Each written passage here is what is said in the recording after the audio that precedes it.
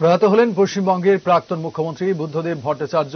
৮০ বছর বয়সে বৃহস্পতিবার সকাল ৮টা ২০ পাম এভিনিউর নিজের ফ্ল্যাটেই শেষ নিঃশ্বাস ত্যাগ করেন তিনি। গত কয়েকদিন ধরেই শ্বাসকষ্টজনিত রোগে ভুগছিলেন। এদিন সকাল থেকে শ্বাসকষ্ট বেড়েছিল। অক্সিজেন দেওয়া হলেও শেষ রক্ষা হয়নি। শারীরিক সমস্যার জন্য ১১ বছর ধরে ঘরবন্দী ছিলেন বাংলার প্রাক্তন মুখ্যমন্ত্রী। সিওপিডিতে ভুগছিলেন, একাধিকবার হাসপাতালেও ভর্তি হয়েছেন। মরশুম বদলের সময়ই বুদ্ধবাবুর শ্বাসকষ্ট বাড়ত। এবার তার অন্যথা হয়নি। কবি সুকান্ত ভট্টাচার্যের পরিবারে ১৯৪৪-এ উত্তর কলকাতায় জন্মগ্রহণ করেন বুদ্ধদেব ভট্টাচার্য। ১৯৬১-তে কলকাতার শৈলেন্দ্র সরকার বিদ্যালয় থেকে উচ্চ মাধ্যমিক পাশ করেন তিনি।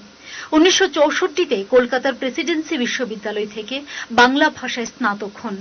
স্কুল জীবনে এনসিসিতে যোগদান করেন। কলেজ জীবনেও এনসিসির ক্যাডেট নৌ শাখায় ছিলেন। কলেজ জীবনে সিপিএম পশ্চিমবঙ্গ রাজ্য কমিটির সম্পাদক মণ্ডলীর সদস্য হন। এরপর সিপিএম কেন্দ্রীয় কমিটি ও সিপিএম এর পলিট ব্যুরো সদস্য হন। ১৯৭৭ থেকে ১৯৮২ পর্যন্ত প্রথম বাম সরকারের তথ্য ও জনসংযোগ বিভাগের দায়িত্ব গ্রহণ করেন। ১৯৯৯-তে উপমুখ্যমন্ত্রী হন। ২০০০-এ শারীরিক অসুস্থতার কারণে জ্যোতি বসু সরে দাঁড়ালে পশ্চিমবঙ্গের মুখ্যমন্ত্রীর দায়িত্ব গ্রহণ করেন বুদ্ধদেব ভট্টাচার্য। ২০০১ থেকে ২০০৬ এবং ২০০৬ থেকে ২০১১ পরপর দুইবার রাজ্যের মুখ্যমন্ত্রী হন। তবে ২০১১-তে প্রবল তৃণমূল হাওয়ায় নিজের দীর্ঘদিনের ঘর যাদবপুরে পরাজিত হন তিনি। তার দীর্ঘ রাজনৈতিক জীবনে একাধিকবার চড়াই উতরাই এসেছে।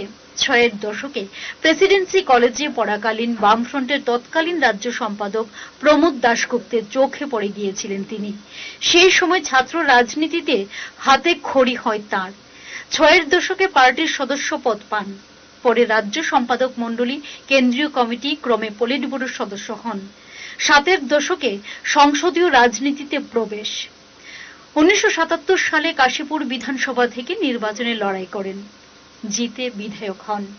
১৯৮৭ সালে প্রথমবার যাদবপুর বিধানসভার প্রার্থী হন তিনি। টানা ২৪ বছর ওই কেন্দ্রের বিধায়ক ছিলেন বুদ্ধদেব ভট্টাচার্য। পরিবর্তনের হাওয়ায় ২০১১ সালে তাঁর মন্ত্রিসভার আমলা রাজনীতিবিদ মনীশ গুপ্তের কাছে পরাজিত হতে হয় বর্ষিয়ান রাজনীতিককে। এর আগে বাংলার রাজনীতিতে মুখ্যমন্ত্রী হিসেবে নিজের কেন্দ্রে ভোটে লড়ে হেরে যাওয়ার রেকর্ড ছিল একমাত্র প্রফুল্লচন্দ্র সেনের। ২০১১ সালে সেই তালিকায় চলে আসেন বুদ্ধবাবু। ২০১২ সাল থেকে রাজনীতির সঙ্গে দূরত্ব বাড়াতে থাকেন বুদ্ধবাবু। ওই বছরই শারীরিক অসুস্থতার দরুন পার্টি কংগ্রেসে যেতে পারেননি তিনি। এরপর একে একে পলিট ব্যুরো, কেন্দ্রীয় কমিটি ও রাজ্য কমিটির সদস্যপদ ছেড়ে দেন। নিজেকে কার্যত ঘরবন্দি করে ফেলেছিলেন।